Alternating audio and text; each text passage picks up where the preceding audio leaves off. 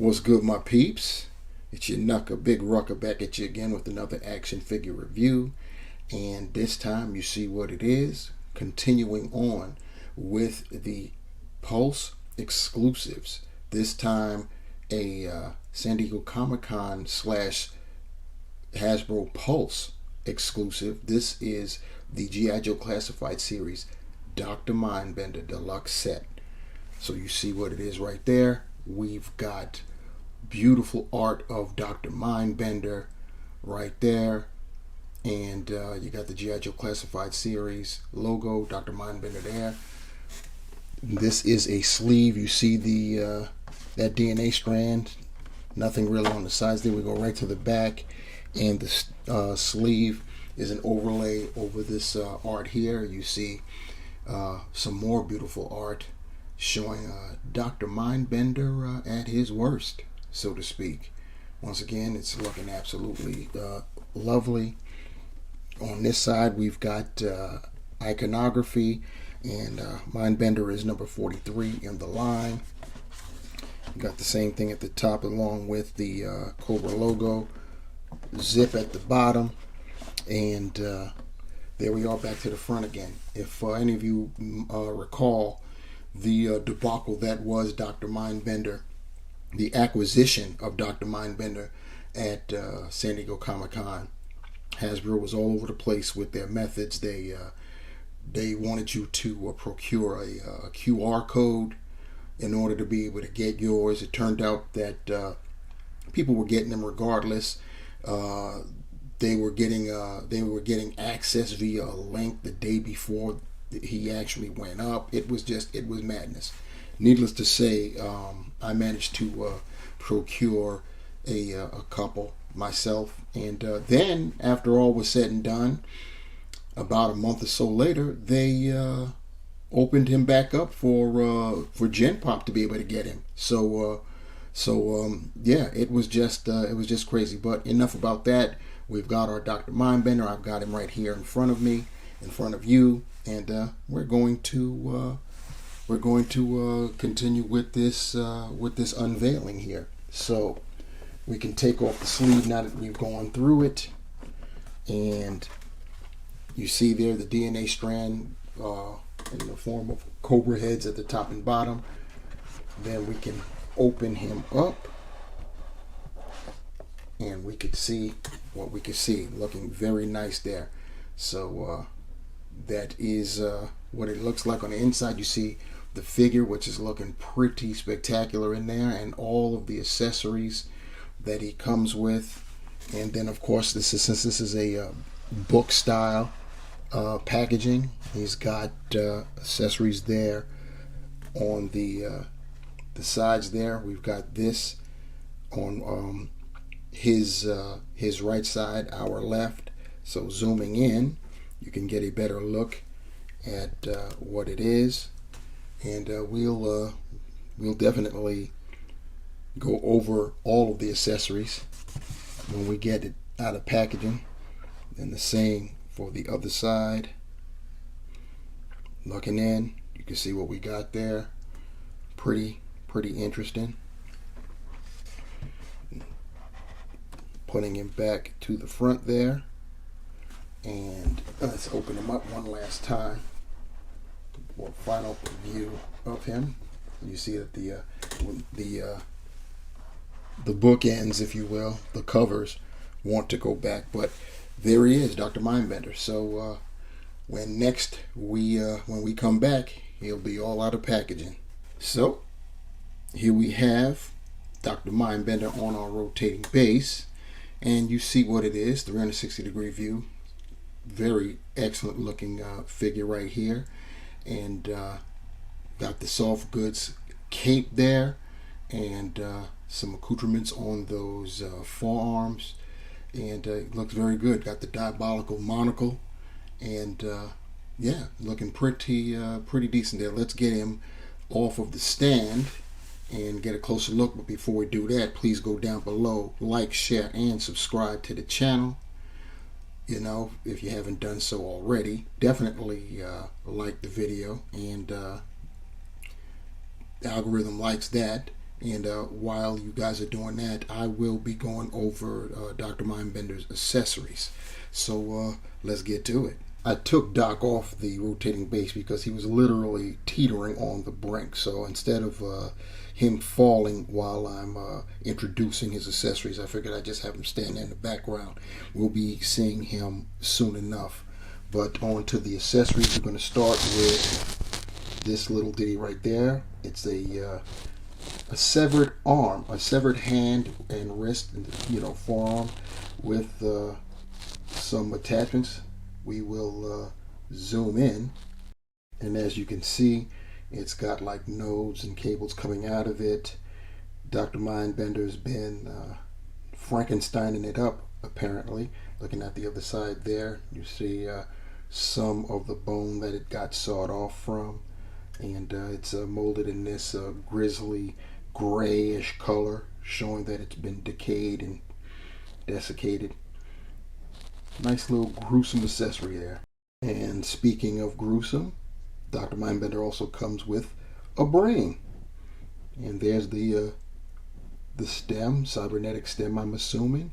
So yeah, the hits keep on coming from Doc. We also get this skull. It's been the eyes have been wrapped up, and you see it's been cracked in. Doc has been tinkering, and the thing about the skull is that you can separate it, and of course then you can, that aforementioned brain, you can stick that in there and then place the skull top, the cranium, back on. So that's what you get there. Dr. Mindbender also comes with this long display tube, which you can separate it, and you should be able to put in the hand. It sticks in that way, and there you have that on display. Like I said, the gruesomeness continues. We also get a smaller version of those type of tanks. Also could separate. This one, as you may imagine, is for that brain that we just got through seeing, so you could stick that in there. I've already removed it from the skull casing, and then put that in there, and there you go. Next up, we have what I assume to be a weapon of Dr. Mindbender's own design here, or something. It's not your classic kind of firearm. It looks like it shoots some type of energy. It's molded in a black, and you see it's got the silver paint. So it does. It's very unusual, but interesting at the same time. As is this weapon, or whatever it's supposed to be. This one, unlike the previous, which looks like an energy projected weapon, this looks like it projects some type of fluid. Well, once again, molded in a black and painted silver, and it has a port, so you could actually place something in there to make it look like it's coming out. We also get this canister. As you see, it's got a few pegs in it, and that's because we also get this this tube, which looks like you can put it in either on the side there or on the top, and then whichever one you use, unless there's a peg on Dr. Mindbender, which we'll see when we inspect him, you could use the other side, grab one of those weapons, the one in particular that looks like it shoots fluid, and there you have it. Dr. Mindbender also comes with this little ditty too. This looks like it's some type of a syringe gun. You see up here where it's painted in silver, that looks like the delivery system, the cartridge that has the whatever substance, and of course this weapon would be the delivery system. And finally, a firearm for him. He would have to be armed. He is Cobra after all. So molded in a flat black, this looks like a futuristic type of sidearm, probably also of Dr. Mindbender's design. So now we're on to Dr. Mindbender himself, And as I previously stated, this is a very nice looking figure. He's definitely buffed out, and if I'm not mistaken, he was formerly a dentist. Do I have that right? Guys, tell me in the comments below if I'm right about that prior to his joining Cobra. And for being only a dentist, an orthodontist, whatever, he certainly has a myriad of skills. That's for sure. Anyhow, he is looking pretty good there. Like I said, he looks pretty buff. And then taking a look at that head sculpt, that looks excellent. This facial print technology that they use is, it gives the faces such a realistic human look that it's like, boy, we've been missing that all these years. But he looks pretty good, looking diabolical. Like I said, he's got that monocle on. You've got the Groucho Marx mustache going on. Yeah, he looks very, very nice. Going down, like I said, he's pretty buffed. He's got that harness. It's molded in a silver plastic, or rather, it's painted silver. It's actually molded in black because it's part of his belt that goes around, and his holster, which has paint on the buckle. So that's very nice, very welcome. Got paint on the front buckle as well. His crotch piece right there, which is molded in purple, is painted silver right there, and it's he's protecting the boys, that's for sure. Look at that. Anyhow, it's studded and everything. Oh boy. So yeah, going back up to the arms, he's got painted bicep bands. That works on both sides there. There's texture there. Going down, his forearm guards, looking pretty intricate there, pretty nice there. It's molded in that same purple or similar color purple, and it's got silverish kind of paint. It's the silver on this is a little bit duller than what you see there on that crotch piece. It's the studs and everything, and that repeats itself on both sides. He's got the black gloves going on, going down. He's got, like I said, his lower half, his legs molded in purple, and then his boots are molded in black. He's got buckles that are painted, so you gotta love that. Then, of course, once again, we've got that soft goods cape that I spoke of, and on the other side, it's got some texture, so that's pretty cool. Flapping it up to see what's going on in the back there. Just a continuation of that harness, as you can see. And really, that is about the size of it.